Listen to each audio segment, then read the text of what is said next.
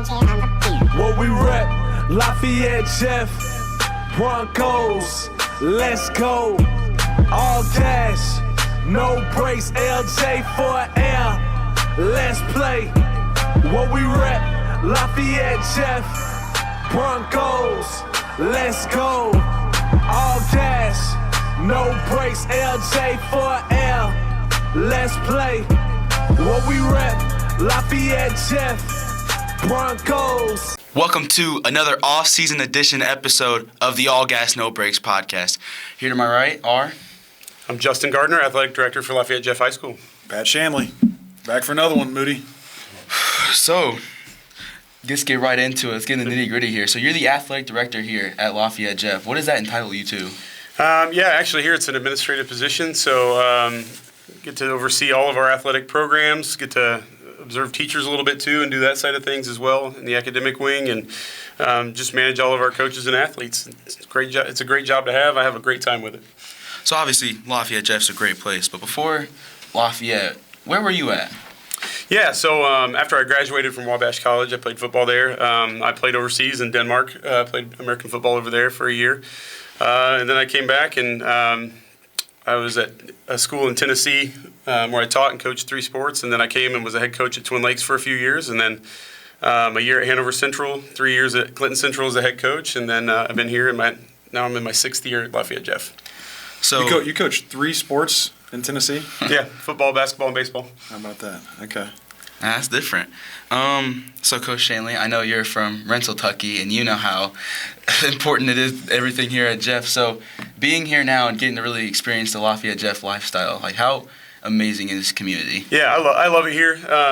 Being from Twin Lakes, it's a little bit of a different type of atmosphere than what I grew up with, but it is awesome. So many unique personalities, and the diversity is a strong suit of this place. I get to tell people, they're like, oh, you're at Jeff, and, not everybody has a great outlook on Jeff, and it's not fair. And I'm like, man, spend a day with us here, and it's just a fantastic place, and you'll change your mindset like that. And then as the AD, you also get to oversee not just, like, football, but you have a year-round job. Like, how is that?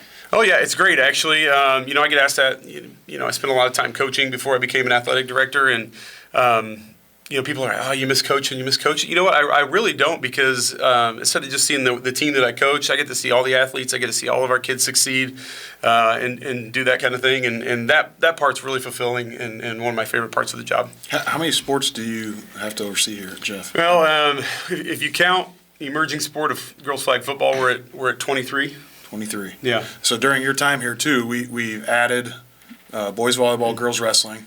And right in the process of flag football, yeah. So that's one of the things that I also love about Jeff too. We're very opportunity oriented. If there's something our kids want to do and it's going to benefit them, then we're going to try to find a way to make it happen. When girls wrestling and boys volleyball, started to push to be sanctioned sports with the IHSA, we were already in it. Coach Miller done a great job getting girls wrestling fired up. Coach Gripes done boys volleyball and had that as a strong program for 30 years before that. So we're a leader in those kind of things. And then I had a student come to me and ask about flag football as the Colts were pushing it this year. And I said, if you find girls that want to do it, we'll see what happens. 2 days later, I had a list of 35 girls with email addresses, and most of them weren't in sports yet. So we're off and running. What did that process look like? So after that, she brought you the 35. Yeah, Siobhan Pittman had played in Chicago, where she came from, when she transferred here, and she was like, I'd really like to do this. And I'm like, oh, I hadn't heard anybody bring it up yet. So she brought me a list. I said, well, we got 35 girls interested. That's a good start. We need to find a coach. And ask a few people and started talking to Sean Johnson, who used to coach with you, and now he's our head boys track coach. And he was like, that's kind of an interesting concept. And he got more and more excited about it. And then he said, hey, I'm in. Had some call-outs, went through some off-season stuff, and the Colts are really great. They've spent millions pushing the sport across the state. We got about $10,000 over 2 years that they committed to us, the first 100 teams that do it. So helping to pay for our coaches and our equipment and all these things. They got us a set of uniforms to get started, and we started practicing, trying to find games. And they had a good year. Great year. We had great numbers. We went 8-2, made it to the sectional final. Had to play 3 games in a day, and we beat Pike and Ben Davis, who were longer established and high quality programs. We beat them both, and then kind of ran out of gas against Harrison. And both those schools are about twice our size too. Absolutely, yeah. So I would say a hugely successful start to that, and I know that there's a lot of buzz about it going forward. Yeah. And then another thing I want to say is just like how the culture just keeps changing here at Jeff. It feels like all sports, and it feels like how successful we've been. I mean, not just boys football, obviously going back-to-back was huge with Coach Shanley, but then also the boys team looks really good. You know, they kind of, I would say, like, had not a kind of slow start to the year, but if you look at who they've played, it's been a really good season for them too. And then girls wrestling keeps getting more successful. Mm-hmm. They won the sectional last year. Like, how does that feel as the AD?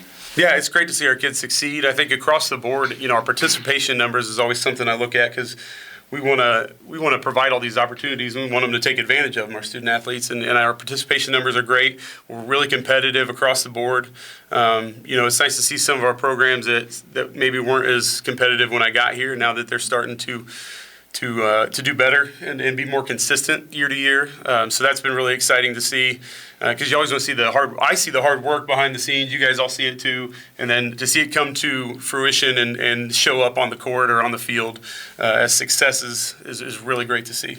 Just to piggyback on that too, and you know, I'm sure our listeners understand this and know this. You know, we were kind of going through a run of ADs there for a minute, and you know, Mr. Gardiner came in as the assistant AD year one, right? 1 year. And then since then, he has stabilized that department. And I think one thing, and you know, he's my boss, so I'm not. This isn't brown nosing; it's just the truth. But you look at, he stabilized that department, and now you see all of our programs, as you hit on, Moody. All of them are starting to grow and become more and more successful. And I think, you know, our community is going to continue to see that growth. Mm-hmm. You know, they've got we've got a clear vision in that department on what the expectations are, and you know, we are supported. He supports all of our sports really well, does everything that he can for us. And again, I think when you get that and you have that continuity year to year, you're going to see it continue to grow and get better. I think two things that I really want our programs to do, you know, that I try to push when I meet with each coach and everything, is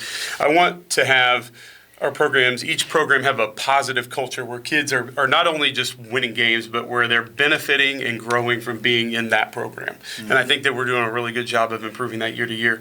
The other thing is we need to provide opportunities for our youth programs, because I don't think we were doing a great job of that when I came in, and I've seen that. We still got a ways to go, but it's definitely come a long way in providing those things through us for our youth. Not only just to prepare for success later, but to engage our kids in the community and give them something positive to do from a young age. And that's how you build it. And we're going we're not all the way where we want to be, but we're definitely going in the right direction. Yeah. And also, just another thing is just like where do you like sit at during like sports games? I've always wanted to know that, and I've always needed to know that. Does he sit? Future job. I tell you what, I get on a game night. I'm 15 to 25,000 steps, depending on where it is. So I don't sit down a lot. And it depends on the venue. You know, basketball, I like to sit under the basket, so I can just be close in case anything is going on. I like to watch from up close too. You know, on the football field, being a coach and so involved, I'm sometimes in the middle of the sideline, sometimes He's down. In the box. Yeah, I'm in the box a little bit off, and sometimes I probably need to step back. Sometimes I'm down at the end. You know, baseball, I'm kind of just walking around. Soccer, I don't know. I'm on the move a lot. You got to be. I try to stay on my toes and make sure I'm seeing everything that's going on, and also I don't like to sit still anyway as a person. It's kind of hard for me. I'm going to step in here talking about Friday nights, and you know, Mr. Gardiner he's there, and it's awesome that we have an AD that is knowledgeable of our sport, because he's going to tell me the truth too. One thing our listeners don't know, they may know that Coach Cronk took the job at Seeger. Mm-hmm. When we went through the process of hiring our defense coordinator, which we've not officially announced yet, Mr. Gardiner offered to help with the process of hiring our next defense coordinator. So over his Christmas break, right, when he's managing a wrestling tournament, a swim meet, he's got 3 young kids, and here he is taking hours out of his day to make sure we're getting the right guy for the job. So having that insight through that interview, I'm an offensive guy. And he's got a football background, but he's very, very sharp from my perspective on the defensive side of the ball too. Not to say he doesn't know offense, but he's really it helped a ton. So you know, make sure our listeners understand You're not just hiring head coaches. You're making sure we've got great people around all of our athletes, even our assistant coaches too.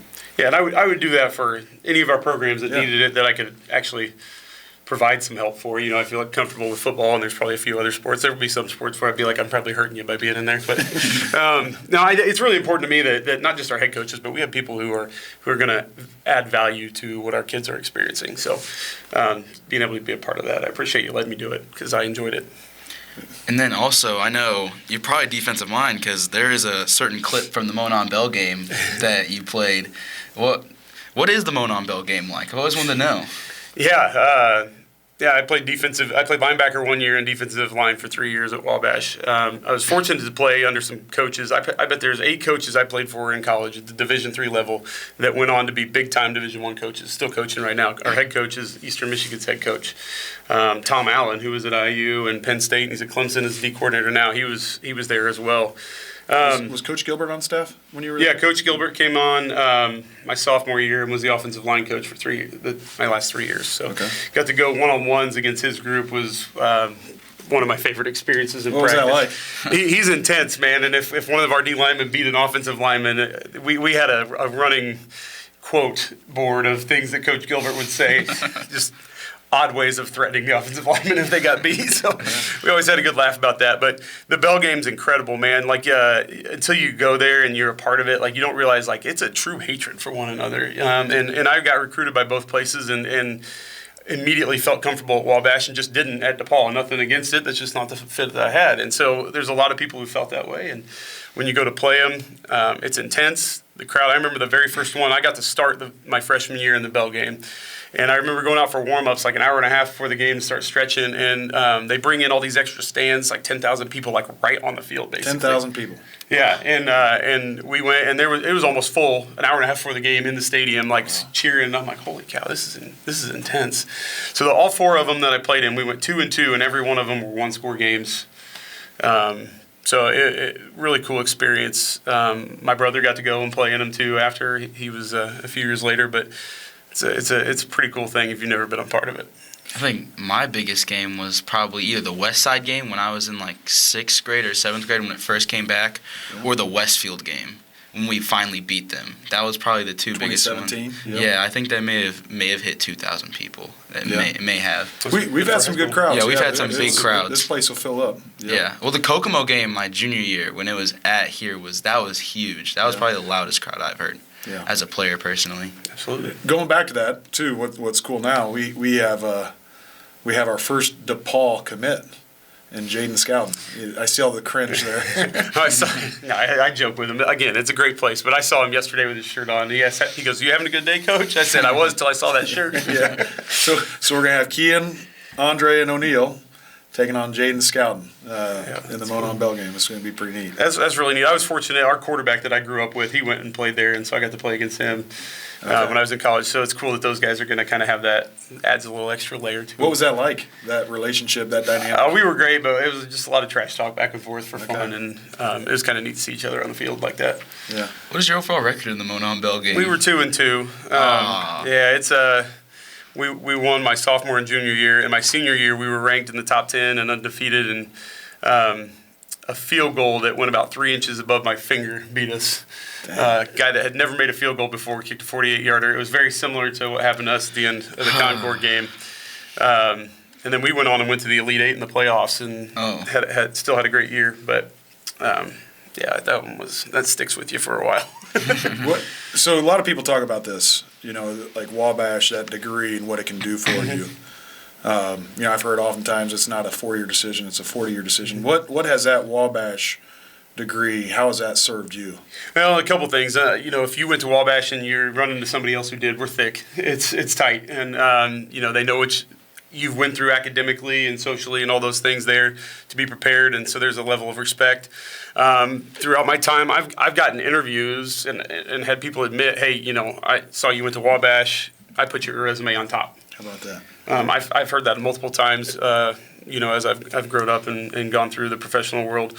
If people know of it, they realize it's a rigorous place. DePaul's the same way. There's a lot of other institutions in Indiana like that, but I always joke with people, and they think I'm joking, but we don't have multiple choice tests at Wabash. We weren't allowed to have it. Like ABC, if it's a multiple choice test, here's 4 essay questions. You got to choose 3 of them. Like that's a, that's the choice. Yeah, that's the choice. It's even in math class we're writing essays, so you learn how to think critically, and I think that's probably been the thing that served me best from going there. That's awesome. And then also, I know you went to a D3 college that is super prestigious.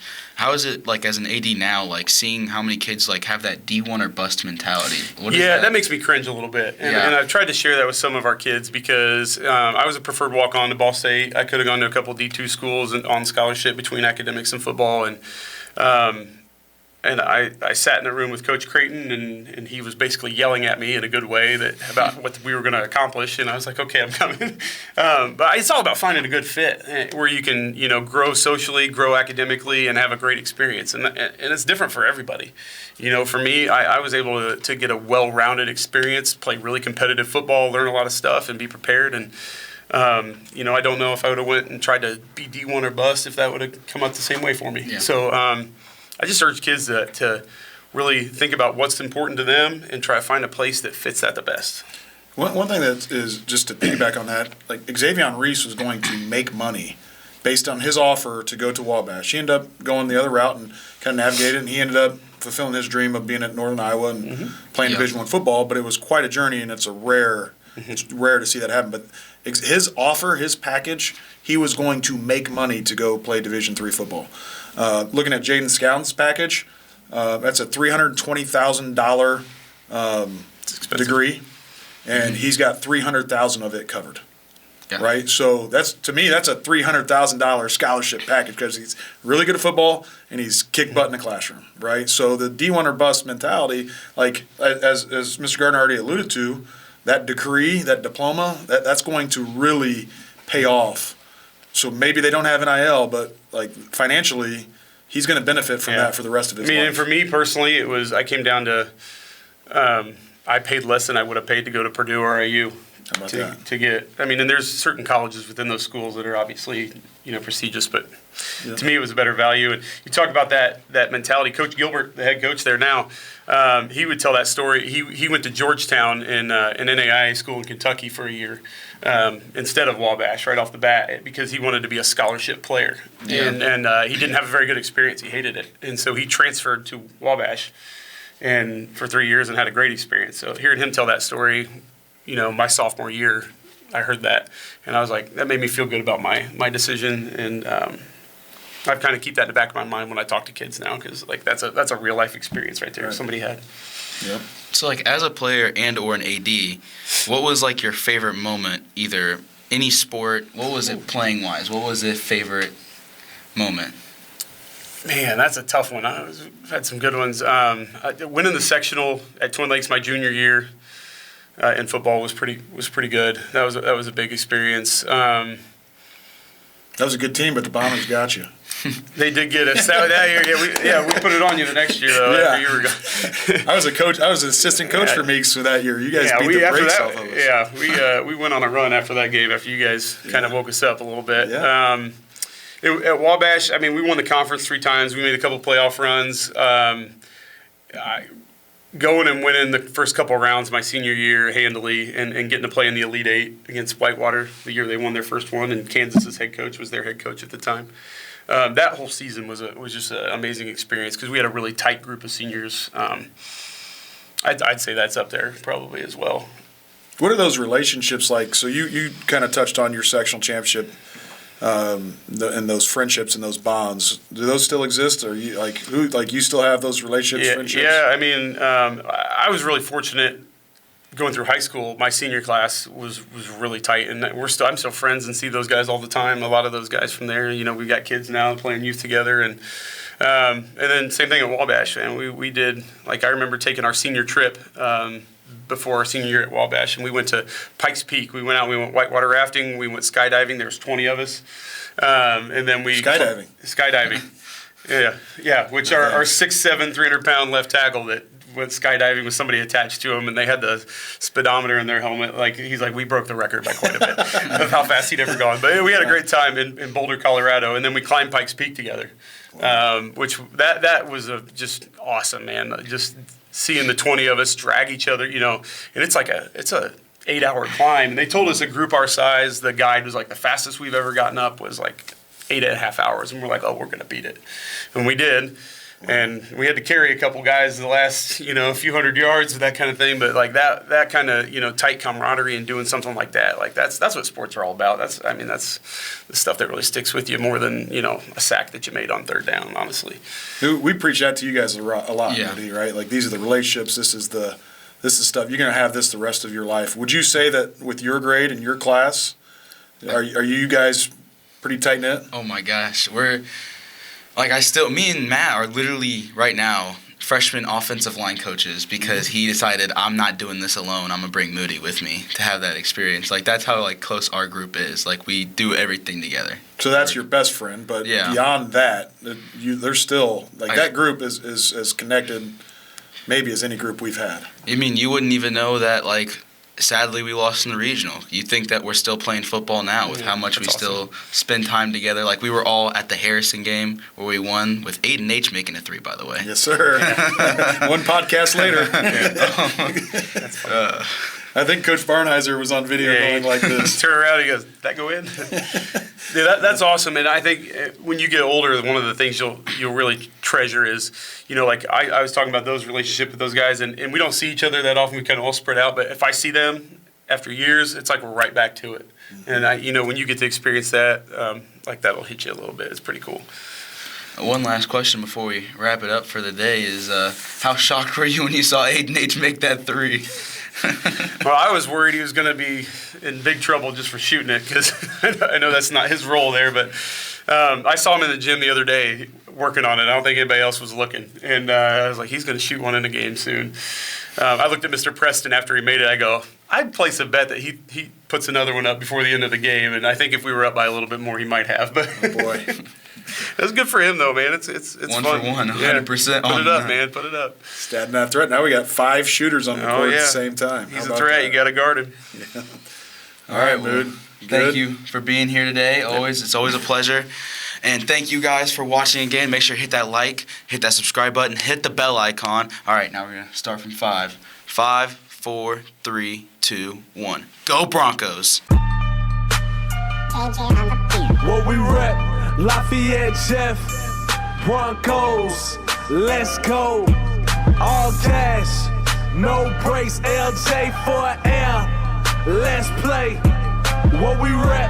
Lafayette, Jeff, Broncos, let's go. All cash, no breaks, LJ for air, let's play. What we rep? Lafayette, Jeff, Broncos.